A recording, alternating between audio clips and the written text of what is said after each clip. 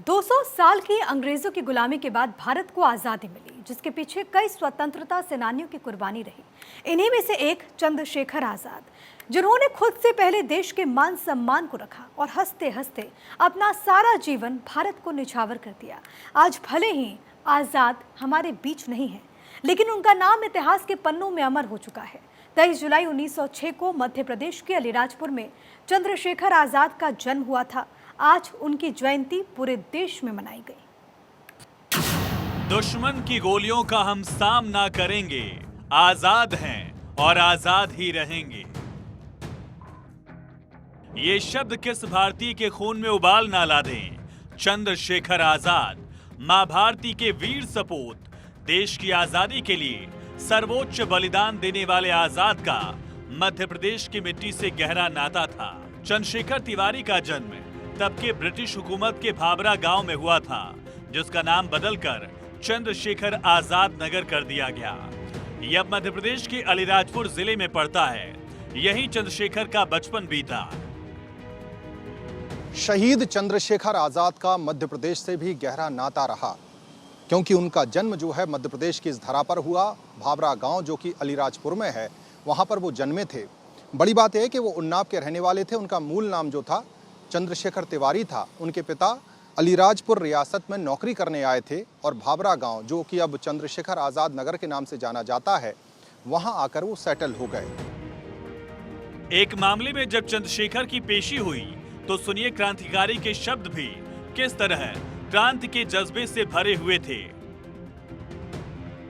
जज ने पूछा, नाम क्या है? चंद्रशेखर बोले, आजाद। तुम्हारे पिता का नाम? स्वाधीनता। तुम्हारा घर कहां है? जेल खाना। दरअसल आजाद के पिता यूपी के उन्नाव में पढ़ने वाले बदरका को छोड़कर अलीराजपुर में नौकरी करने आए थे। बाद में वो यहीं भाबरा गांव में बसे। आजाद ने अपनी जिंदगी का लंबा वक्त यहीं गुजारा। 1919 में जलियांवाला बाग नरसंहार ने चंद्रशेखर आजाद समेत कई युवाओं को अंदर से झकझोर दिया।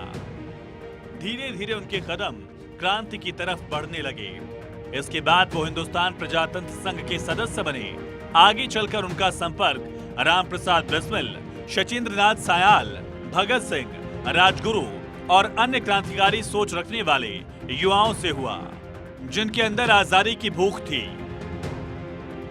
1932 में भगत सिंह, राजगुरु और सुखदेव की सजा कम कराने के प्रयास में चंद्रशेखर आजाद जुटे रहे, जिसके लिए आजाद ने जवाहरलाल नेहरू से भी मुलाकात की। 27 फरवरी 1931 को अल्फ्रेड पार्क में दोस्त सुखदेव राज से मिलने पहुंचे आजाद। इंतजार करते वक्त CID SSP north bobber police बल के साथ पहुंचा। दोनों तरफ से खूब गोलियां चली। आजाद ने 3 पुलिसकर्मियों को ढेर कर दिया। आखिर में उनकी पिस्टल में एक ही गोली बची। आजाद रहने वाले चंद्रशेखर आजाद ने पकड़े जाने से बेहतर खुद को मारना बेहतर समझा। खुद को गोली मारकर चंद्रशेखर आजाद अमर हो गए।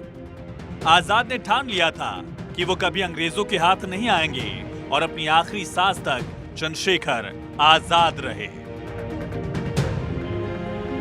तो मध्य प्रदेश के इस लाल ने देश की आज़ादी के लिए जो अलख जगाई, वो आज तक जिंदा है और आज भी लोग, युवा जो है, उनके नाम से एक तरह से परवाने की तरह देशभक्ति का जज्बा लेकर आगे बढ़ते हैं।